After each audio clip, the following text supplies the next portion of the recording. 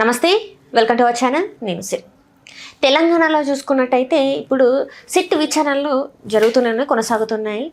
మన ఫస్ట్ హరీష్ రావుకి ఇచ్చారు నోటీసులు, ఆ తర్వాత కేటీఆర్ గారికి ఇచ్చారు, ఆ తర్వాత చూసుకుంటే సంతోష్ రావుకి ఇచ్చారు. ఇప్పుడు చూసుకుంటే కేసీఆర్ గారికి కూడా ఇవ్వడం జరిగింది. అయితే కేసీఆర్ గారు దీని మీద స్పందించడం కూడా జరిగింది. సో దీనికి సంబంధించి మరిన్ని విషయాలు మనకు తెలియజేయడానికి మనతో పాటు ఉన్నారు ప్రముఖ రాజకీయ విశ్లేషకులు కేఎస్ ప్రసాద్ గారు. నమస్కారం సార్. నమస్తే అమ్మా. సార్, ఇప్పుడు చూసుకుంటే సిట్ విచారణ ఏదైతే ఫోన్ ట్యాపింగ్ విషయం తెలంగాణలో నడుస్తుందో దాని గురించి గత ప్రభుత్వంలో ఉన్న పెద్దలందరికీ విచారణ కోసం వస్తున్నారు. కాకపోతే కేసీఆర్ ప్రభుత్వంలో పెద్దలు సంతోషరావు పెద్దడు ఎంపీ కదా, ఎంపీ అయితే ప్రభుత్వంలో పెద్దలు అవుతాడు. క్యాబినెట్ హోదా కలిగిన మంత్రులు ముఖ్యమంత్రి గారు పెద్దలు అంటారు. అయితే హరీష్ రావు గారు ఇంకా కేటీఆర్ గారు ఉన్నారు కదా. సో ఇప్పుడు చూస్తే కేసీఆర్ గారు కూడా ఇచ్చారు, కాకపోతే స్పందించారు దీని మీద. ఇది నాకు ఎలా అనిపిస్తుంది, ఇది ఎప్పుడే అంత తొందరగా ఆఖరి రాగం పాడేశారండి. నేను ఇంకా మహేందర్ రెడ్డి గారిని ఇలాంటి వాళ్ళందరినీ పిలిచి అడవాడు చేసుకుంటారు, రేవంత్ రెడ్డి గారు వచ్చేదాకా కాలక్షేపం చేయాలి కదా అనుకున్నా. ఆఖరి రాగం పాడేశారు. కేసీఆర్ గారిని పిలిచారంటే ఫస్ట్ థింగ్, ఇన్వెస్టిగేటివ్ అథారిటీస్ గౌరవ పోలీస్ డిపార్ట్మెంట్లో ఇంటెలిజెన్స్ టీం ఏదైతే ఉంటుందో ఫోన్ ట్యాపింగ్లు కానీ ఇలాంటి విషయంలో కేంద్ర హోంశాఖ డైరెక్షన్స్లోనే పనిచేస్తారు. వాళ్ళకు ఒక స్పెసిఫిక్ ఫండ్ కూడా ఉంటుంది. 1898 అనుకుంటాను టెలిఫోన్ యాక్ట్ అన్నది ఒక స్పెసిఫిక్గా ఒక సెట్ ఆఫ్ ఐజీ లెవెల్ టీమ్ని అలొకేట్ చేస్తారు దానికి. ఇది ముఖ్యమంత్రి గారు కానీ క్యాబినెట్ మంత్రులకు కానీ అప్ టు డేట్ రిపోర్ట్లు ఇవ్వాల్సిన అవసరం ఉండదు వాళ్ళకి. ఇంకా ముఖ్యమంత్రి గారికి ఏదైనా అవసరం ఉండి వాళ్ళకి ఒక టాస్క్ డిప్లాయ్ చేస్తే మేబీ, లేదా వాళ్ళు ప్రొయాక్టివ్గా ఏదైనా ప్రభుత్వానికి సంబంధించిన అంశాల్లో ఏదైనా ఒక ఫెయిలర్స్ ఏమైనా ఉంటే వాళ్ళు అప్డేట్ చేస్తారు తప్ప వాళ్ళకి డే టు డే ఇంటరాక్షన్స్లో డీజీపీ గారితో ఇంటరాక్ట్ అయినట్టు డీజీపీ గారు కూడా వాళ్ళకి ఏం డైరెక్షన్స్ ఇవ్వడానికి ఉండవు సర్టన్ సర్కమ్స్టాన్సెస్లో. బికాజ్ అది కేంద్ర హోంశాఖతో అనుసంధానించి పనిచేయబడింది. That's call the intelligence investigation అథారిటీస్కున్న ఒక స్పెషల్ ప్రివిలేజ్. సో దీంట్లో క్యాబినెట్ మంత్రులు చెప్పారు, ముఖ్యమంత్రి చెప్పాడు, లేకపోతే వాళ్ళ కాంట్రాక్టర్ను లేకపోతే హీరోయిన్ ఫోన్లు ట్యాప్ చేశారు, చెప్పు తీసుకుని కొడుతుంది పోలీస్ డిపార్ట్మెంట్ పిచ్చి వేసాలు లేపిస్తే. ఐజీలు 5 ఉంటారు స్టేట్కి. అలా there are almost equal to DGP గారు.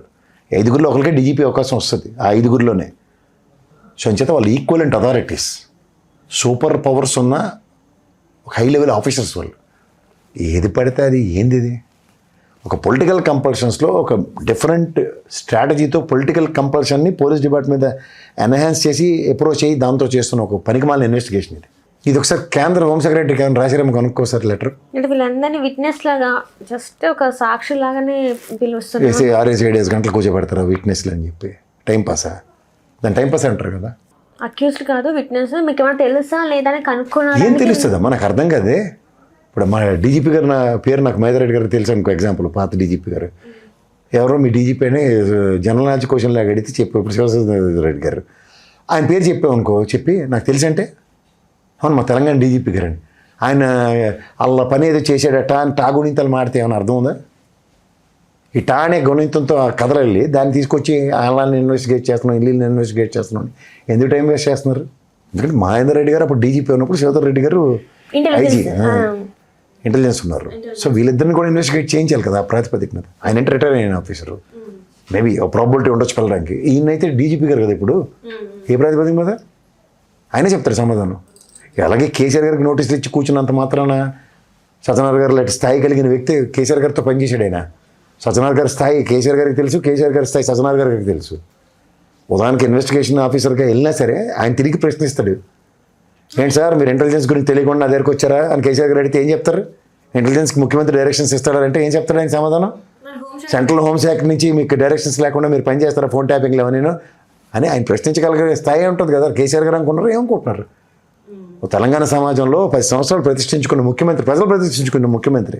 కానీ అప్పుడు పోలీసుల విచారణలో ఏదైతే చేసిండో అందులో ఈ ఎవరైతే ఉన్నారో రాధాకిషన్ రావు ఎవరైతే ఉన్నారో వారు చెప్పింది పెద్ద ఆయన చెప్పడం వలన మేము ఇది చేసామని చెప్పి హోంశాఖ మంత్రి. మరి వీళ్ళందరూ ఎందుకు సార్ కేసీఆర్ వీళ్ళకి అంత దమ్ము దేని ఎవరికైనా ఉంది ఇక్కడ?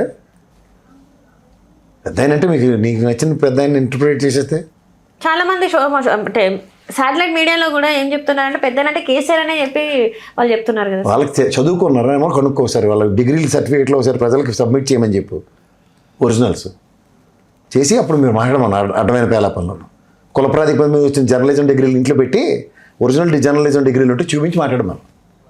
ఈ వార్తకి ఇది శాంచుటీ, ఇది అథెంటికేషన్ అని ఏమన్నా అర్థం ఉందా? ఈరోజు ఇప్పుడు చూసుకున్నట్టు అలా మాట చెప్తాను, ఒక్క మాట. ఆంధ్రప్రదేశ్లో కూడా గత గవర్నమెంట్లో ఏబి వెంకటేశ్వరరావు గారు ఏదో ఎక్విప్మెంట్ కొన్నాడు ఇంటెలిజెన్స్లో, పెగాసిస్ పెగాసిస్ నుంచి కొన్నారు. ఇవన్నీ ఏ రోజైనా ప్రభుత్వం ముఖ్యమంత్రి గారిని ప్రశ్నించాలని ఎప్పుడైనా అడిగిందే? జస్ట్ లాజిక్ మాట్లాడదాం. ముఖ్యమంత్రి గారిని పిలిచి ఇన్వెస్టిగేట్ చేయాలి, చంద్రబాబు గారు మాజీ ముఖ్యమంత్రి గారిని. ఏ రోజైనా వైఎస్ఆర్సీపీ గవర్నమెంట్ నుంచి వాయిస్ ఉన్నా ఎప్పుడైనా? ఏబి వెంకటేశ్వరరావుని ఇన్వెస్టిగేట్ చేయడం గురించి మాట్లాడారు కదా ఎవరైనా? ఇది ఎందుకు గమనించట్లే అంటే consensus of respect to chief minister will not be in this purview. They don't have any space on that. అలా అల్లూరి సినిమాలో వీళ్ళు స్పేస్ తీసుకుంటాం అంటే కుదరదు. అర్థమవుతుందా? చేత ఇవన్నీ పనికిమాలిన కార్యక్రమాలు, టైం వేస్ట్ కార్యక్రమాలు. అండ్ ఇప్పుడు చూసుకుంటే కేసీఆర్ గారు చెప్పింది ఏంటంటే, నేను ఇప్పుడు కుదరదు, నాకు ఇక్కడ మున్సిపల్ ఇవి నేను అభ్యర్థిని ఎంచుకునే ఇందులో పనిలో ఉన్నాను, ఆ తర్వాత మీకు చెప్తానని చెప్పేసి అన్నారు. అంటే ఇదేమన్నా నిజంగానే చేస్తున్నారా, లేకపోతే దీనికోసం ప్రిపేర్ అవ్వడానికి ఈ స్పేస్ తీసుకున్నారంటారా సార్? ఎవరు ప్రిపేర్ అవ్వాలి? ఎందుకు ప్రిపేర్ అవ్వాలి? ఫస్ట్ ఆఫ్ ఆల్ అది ప్రభుత్వ కనుసన్నలో జరిగేవి కాదమ్మా. Central home department is totally different. దేశ భద్రత కోసం అది వాళ్ళు తీసుకునే proactive steps from the respective states. Right sir, ఇది కరెక్ట్, మనం మాట్లాడుకుంది ఇది కరెక్ట్ సార్. అండ్ ఇంతవరకు ఈ కేసు పెట్టడానికి, ఫోన్ ట్యాపింగ్ జరిగిందని పెట్టడానికి ఎవరు సార్? అంటే ఒకరు వచ్చి ఇప్పుడు నాకు ఏదైనా అన్యాయం జరిగితే నేను వెళ్ళి నాకు ఈ అన్యాయం జరిగింది అని చెప్పేసి నేను ఒక కంప్లైంట్ రేజ్ చేస్తాను. ఇక్కడ కంప్లైంట్ రేజ్ చేసింది ఎవరు? హీరోనా, రియల్ ఎస్టేట్ వల్ల, లేకపోతే ఇంకెవరైనా కంపెనీస్ వల్ల, లేకపోతే ఇంకెవరైనా ఎమ్మెల్యేలు, ఎమ్మెల్సీ, ఎవరు సార్ ఇక్కడ? ఎవరు లేరు, అందరూ టాగునితం బ్యాచే. నా ఫోన్ ట్యాప్ అయింది అని బిల్డప్ ఇచ్చాను ఇంకో మీ నలుగురు దగ్గర. అవును, ప్రసాద్ సార్కి థ్రెట్లు ఉన్నాయి, బయటికి వెళ్తే కొడతారు, జనసేన వాళ్ళు కొడతారా, తెలుగుదేశం వాళ్ళు కొడతారు, అంచేత ఆయన ఫోన్ ట్యాప్ చేస్తారు అని నువ్వు కథలు వేస్తున్నావు ఇంకో కూర్చుని. నువ్వు ఎవడరా బాబు, నీ ఫోన్ ఏందిరా ట్యాప్ చేస్తారు? నువ్వు ఏమైనా పనికొస్తే ఎవరికైనా? ఇప్పుడు మొన్న కవిత స్టేట్మెంట్ ఇచ్చింది, వాళ్ళ హస్బెండ్ మా ఆయనది. ఎవరో పోయి నువ్వు అని అడిగినాడు ఎవడన్నాడు? ఈ రోజుకే కవిత వాళ్ళ హస్బెండ్ అనే ఐడెంటిటీ తప్ప అతనికి ఏమైనా ఐడెంటిటీ ఉందా చెప్పు? అనిల్ ఆయన పేరు. ఆ పేరు ఎవరికి కావాలి నాకు? అనిల్ కావచ్చు, సునీల్ కావచ్చు, చిరంజీవి, కాకపోతే గవాస్కర్, ఏదైతే మాకెందుకు? అతను ఏడు చేసాడని ఫోన్ ట్యాప్ చేసేస్తారు. అది కూడా ఎవరు? వాళ్ళ మామగారైనా కేసీఆర్ గారు ఫోన్ ట్యాప్ చేసేస్తారా, లేదా వాళ్ళ బావైనా కేటీఆర్ ట్యాప్ చేసేస్తారా? ఏడు చేసేస్తున్నారండి. ఏమంటారు సార్? అంటే అదే చూస్తే ఇప్పుడు ఎవరు కంప్లైంట్ ఇవ్వని ఒక ఇష్యూని తెర మీదకి తీసుకొచ్చి చాలా మంది ఏమో న్యూస్లలో వేశారు, పలానా హీరోయింది, పాతాళ భైరవి సినిమా చూసావా? పాతాళ భైరవి అది నిజ జీవితంలో ఉంటుంది ఆ కథ ఎక్కడైనా? అదే సినిమా అంతే చూడు. అలాగే ఫోన్ ట్యాపింగ్ అయిందట అంతే. నేను చాలామందిని చూశాను. నేను ఈ పొలిటికల్ సినారియోలో నా ట్రావెల్లో వాట్సాప్ కాల్ చేస్తారు. ఏట్రా అంటే, జాగ్రత్తగా ఉండాలి కదా సార్, ఫోన్లో అవి ట్యాప్ అవుతుంటాయి మనవి ఇడికిడే ఫ్లోర్లు ఇచ్చుకునే ఎలివేషన్స్ అన్నమాట. ఎందుకు ట్యాప్ చేస్తారు? ఫోన్ ట్యాపింగ్ అవ్వాలంటే ఒకటి ఫోన్లో ఉంటుంది, అది ఏముంటుంది అవన్నీ నాకు టెక్నికాలిటీ తెలియదమ్మా. ఆ టెక్నికల్గా వాళ్ళ దగ్గర 2 రోజులు ఆ ఫోన్ ఉంటే కానీ ఫోన్ ట్యాపింగ్ అయిందా లేదనేది వాళ్ళకి మాత్రమే తెలుస్తుంది సార్. మనలాంటి వాళ్ళకి అసలు తెలిసే, అంటే టెక్నికల్గా చూస్తే మనలాంటి వాళ్ళకి తెలియదు అసలు మన ఫోన్ ట్యాప్ అయిందా లేదా అనేది. ఫస్ట్ థింగ్ నేను మళ్ళీ చెప్తున్నాను కదా, వాళ్ళకి అంత టైం ఉండదమ్మా. Department is very sensitive. వాళ్ళకి హై ప్రయారిటీ ఇష్యూస్ ఉంటాయి. అందులో రేపు మార్చి లోపల మొత్తం నక్సలైట్లను క్లియర్ చేసే ప్రాసెస్ కేంద్ర ప్రభుత్వం ఆల్మోస్ట్ 1.5 year నుంచి ఇనిషియేట్ చేసుకుని ఉంది. వాళ్ళని ఎక్కడ వెళ్ళి అలా హీరోయిన్ ఫోన్ ట్యాప్ అయిందా, కాంట్రాక్టర్ గారికి డబ్బులు ఎవడిచ్చాడు ఫోన్ ట్యాప్ అయిందా? ఒక్కరన్నా బయటకు రావాలి కదా సార్, ఇప్పటికైనా ఈ రోజుకైనా ఒక్కరన్నా బయటికి రావాలి కదా, అవును నిజమే ఇది జరిగింది అని. మళ్ళీ అనమాట వాళ్ళ ఫామ్ హౌస్లో వాళ్ళ పంతుల్ని వాళ్ళని తీసుకొచ్చి కూర్చోపెట్టి ఆ సంతోష్ వచ్చి బిఎల్ సంతోష్ వచ్చి అడవుడి చేశారు చూడు. గ్యాప్ కొందా నీకు? అది పోలీసు వాళ్ళు పట్టుకున్నారా లేకపోతే పొలిటికల్ లీడర్స్ వెళ్ళి పట్టుకున్నారా చెప్పు? పోలీస్ డిపార్ట్మెంట్ కదా వీళ్ళు ట్రాప్ చేసి పట్టుకుంది. High intelligence alert BJP party వాళ్ళు అయినా సరే సెంట్రల్ ఇంటెలిజెన్స్ ఎంత పర్ఫెక్ట్గా పనిచేస్తుందో చూడు. ప్రతి ఒక్క ఎలక్షన్ ముందు ఇట్లా ఫోన్ ట్యాప్ అంటే ఎవరిని ఒకరిని సిట్ విచారణ అని చెప్పేసి పిలవడం ఇది పరిపాటి అయిపోయింది. ఇప్పుడు మున్సిపల్ సింపుల్ లాజిక్ చెప్తా నీకు. మొన్న జరిగిన సర్పంచ్ ఎలక్షన్స్లో దగ్గర 60% గెలిచామని చెప్తున్నారు వాళ్ళు కదా. లోకల్ బాడీ ఎలక్షన్స్లో గ్రామ స్థాయి elections is a mile stone for any ruling government. నీకు సింపుల్గా చెప్తాను, రూలింగ్ గవర్నమెంట్ ఫుల్ అడ్వాంటేజ్ తీసుకుని చేసే లోకల్ బాడీల్లో విత్ మేనేజ్మెంట్ స్కిల్స్తో వాళ్ళు చేసే దగ్గర 80% అబవ్ గెలిస్తే ఈ గవర్నమెంట్కి 100 మార్కులు. కానీ ఈ గవర్నమెంట్కి 60 అంటే 20%, అంటే 80 గ్యారంటీ గెలవలసిన దగ్గర 20 గెలవలేదంటే 20%. యాంటీ ఇన్కంబెన్సీ 20% కొట్టొచ్చినట్టు కనబడుతుంది. ఇంక వీళ్ళ మొహానికి ఏం మెయిల్ రైలు పెట్టి చెప్పాలి, ఏ గీట్ రే కావాలి. ఇన్ఎఫిషియెంట్ గవర్నమెంట్ అని ప్రూవ్ అయిపోయింది కదా మన పంచాయతీ ఎలక్షన్స్తో. ఇంకా మేకపోతే గాంభీర్యాలకు ప్రదర్శిస్తే నువ్వు స్ట్రేట్ ట్రాక్ రికార్డ్ తీసుకో, కమెంట్ చేయడం తీసుకో. రూలింగ్ గవర్నమెంట్ పంచాయతీ ఎలక్షన్స్ ఎన్ని గెలిచే కనుక్కో.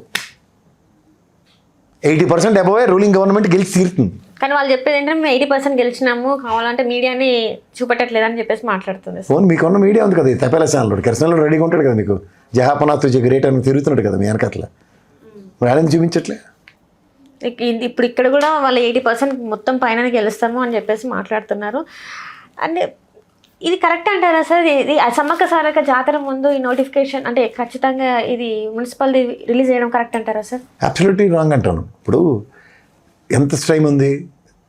4 రోజుల టైంలో టట నామినేషన్లు విత్డ్రాలు చదరం అని అయిపోవాలంటే 11 రోజులు ఎలక్షన్. పోనీ కార్పొరేట్ మేయర్లు ఎన్నుకోవడానికి అడిగాను డేట్ ఫిక్స్ చేశారా? లేదు. అంటే ప్రభుత్వం వెసులుబాటు తీసుకుంటుంది. ఆవిడ చీఫ్ ఎలక్షన్ కమిషన్ రిటైర్ అయిన ఐఏఎస్ ఆఫీసర్ని పెట్టారు. ఎంత ప్రభుత్వానికి అనుగుణంగా చేసినా స్టిపులేటివ్ టైము 31,000 మంది పోలీస్ అధికారులు కావాలని చెప్పారు. 31వ తారీఖు దాకా సమ్మక్క సారక్క జాతర, కోట్ల మంది ప్రజలు తరలిస్తారు. అది 2వ కుంభమేళా కింద అభివర్ణిస్తారు. అంటే జనాలు ఎవరు అక్కడికి వెళ్ళకుండా ఉండాలన్నా? అంటే అభ్యర్థులు వాళ్ళ తాలూకా గణం అంతా వెళ్ళకుండా ఉన్నారు. సమ్మక్క సారక్క జాతర తెలంగాణ ప్రైడ్ అమ్మ. ఎవడో ఒకసారి వెళ్ళి తీరాలి ఎవడో ఒకడు ఈ 4 రోజుల్లో. ఎందుకు ఇలాంటివన్నీ చేశారా? అంటే వాళ్ళు look at their models of operandi. ఇప్పుడు ఇదంతటికన్నా ఇంకో బిగ్గెస్ట్ ఛాలెంజ్ అంటే వాళ్ళకి ఎన్ఓసి సర్టిఫికేట్లు కావాలా, నోటివ్ సర్టిఫికేట్స్ కావాలా. ఈ మొత్తం ఇప్పుడు అక్కడ ఉన్నారు సమ్మక్క సారక్క జాతరలో ఎంతమంది ఉన్నారు? అధికార గణం అంతా అక్కడే ఉంది కదా. అది ఏ జిల్లాలో ఉంది? వరంగల్లో. ములుగు జిల్లాలో ఉంది. ములుగు జిల్లా అధికారులు అందరూ అక్కడే ఉంటే మరి నిలబడే ములుగు కార్పొరేషన్ జరిగే ఎలక్షన్స్లో ఎన్డీసీ పరిస్థితి ఎలా ఉంటుంది వాళ్ళది? ఏమైనా తిరుపతి ఇబ్బంది ఉందా? ఇప్పుడు ఈ సమ్మక్క సారక్క జాతర 31 అయిపోద్ది. 31 నుంచి 3 రోజుల్లో నామినేషన్లు విత్డ్రాలు చెప్పు. 15వ తారీఖు సీమను ఎవడు కాదన్నాడు? ఈ 3 రోజులు ప్రపంచం తెరబడిపోతా, కొంపలంటుపోతాయా? ఏదో తరువుకు వస్తున్నట్టుగా పని చేయట్లేదు వీళ్ళు. సిట్టు విచారణను గబగబ రేవంత్ రెడ్డి గారు వచ్చేలోపుకి ఏదైనా ఉపద్రవం జరుగుతుందేమో నాకు టెన్షన్గా ఉంది. ఏమవుతుంది సార్? ఏముందా, సీల్డ్ కవర్లు మారితే ఇంకో మా కొత్త ముఖ్యమంత్రి బట్టి విక్రమార్క ముఖ్యమంత్రి అని నేను ఆశ్చర్యపడినాను. జరుగుతుంటారా sir? Chances are very bright. ఎందుకంటే అది ఈ పొరుగు ఎందుకు అని చెప్పు. అంటే రేవంత్ రెడ్డి గారికి ఒక క్వశ్చన్ క్రియేట్ చేస్తున్నారు. మున్సిపల్ ఎలక్షన్స్ ఉన్నాయి కదా, ఇక అధికార మార్పుకు 2 రోజులు టైం తీసుకుందామా అన్న హైపోథికల్ ఈక్వేషన్లో వాళ్ళు వెళ్తారేమో అన్నట్టు కనబడుతుంది కదా. ఒక డెసిషన్ మేకింగ్ అయిపోయింది ఆయన యాబ్సెన్స్లో అనుకుందాం నా దృష్టి ప్రకారం. అంటే మొన్న కదా బట్టి విక్రమార్క గారి ఇంట్లో కలిసారు 4 మంది. ఉదాహరణకి కేంద్రంలో ఉన్న కాంగ్రెస్ పెద్ద ముసలి డెసిషన్ తీసుకోవచ్చు అధికార మార్పు అని మళ్ళీ మనమాట. దానికి రాగానే సార్ థ్యాంక్స్ సార్ మీ సర్వీసెస్ అనేసారు ఇంకో రేవంత్ రెడ్డి గారికి. దానికన్నా ముందు ఇప్పుడు చైర్లో ఉన్న మనిషే కదా, ఎలక్షన్ కమిషన్కి చెప్పొచ్చు కదా. ఎందుకంటే స్వతంత్ర ప్రతిపత్తి కలిగిన ఎలక్షన్ కమిషను చాలా డిఫరెంట్గా బిహేవ్ చేస్తుంది కదా. ఈ క్రానికల్ ఆర్డర్లో వాళ్ళకి ప్రజెంట్ ఉన్న సినారియోస్ సర్కమ్స్టాన్సెస్ వాళ్ళకి తెలియవు. సమ్మక్క సారక్క జాగ్రత్త అవుతుంది తెలియదు. అధికార గణం 31,000 మంది పోలీసులు కావాలి. ఇప్పుడు 31,000 మంది పోలీసులు అక్కడ ఎంతమంది డెప్యుటేషన్ మీద అక్కడే ఉన్నారు కదా. చేత ఏం చేస్తున్నారో ఒకసారి ఆలోచించుకోండి. ఈసీ కూడా ప్రభుత్వానికి లోబడి పనిచేస్తున్నారు. స్టేట్ ఈసీ, సెంట్రల్ ఈసీ ఏమో కేంద్ర ప్రభుత్వానికి లోబడి. తప్పు కదా సార్ ఇది? తప్పేంటి, బండబూతు. కానీ తప్పదు. దీనికి మళ్ళీ సాక్షి ఏంటి? 2018లోనే ఎప్పుడో పెట్టిన ఎలక్షన్ అంటే ఇలాగే పెట్టారట. ఎప్పుడు సార్ అవ్వలేదు కదా సార్ అది?